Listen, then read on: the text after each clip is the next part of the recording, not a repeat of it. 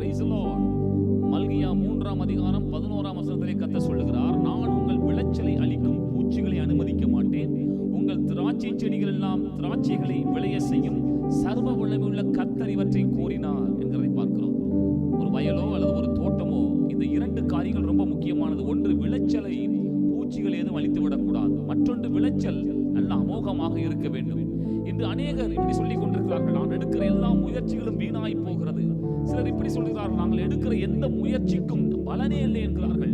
பழைய ஏற்பாட்டிலே யாபேஸ் என்கிற ஒரு மனிதன் இருக்கிறான் பாருங்கள். அவன் கடவுளை நோக்கி கூப்பிடுகிறான், நீர் என்னை ஆசீர்வதிக்க வேண்டும், என் எல்லையை விரிவாக்க வேண்டும், அதிலே எந்த தீங்கும் வரக்கூடாது என்று ஜெபிக்கிறதை ஆண்டவர் கேட்டு அப்படியே செய்தார். இன்றைக்கும் இப்படிப்பட்ட சூழலில் இருக்கிற அருமையான தேவனுடைய ஜனங்களை உங்களை பார்த்து ஆண்டவர் சொல்லுகிறார், உங்கள் ஆசீர்வாதங்கள் பாதுகாக்கப்படும், நீங்கள் ஆசீர்வதித்து விருத்தி அடைவீர்கள் என்று ஆண்டவர் வாக்குப்படுகிற வார்த்தையின்படியே உங்களை ஆசீர்வதிப்பாராக.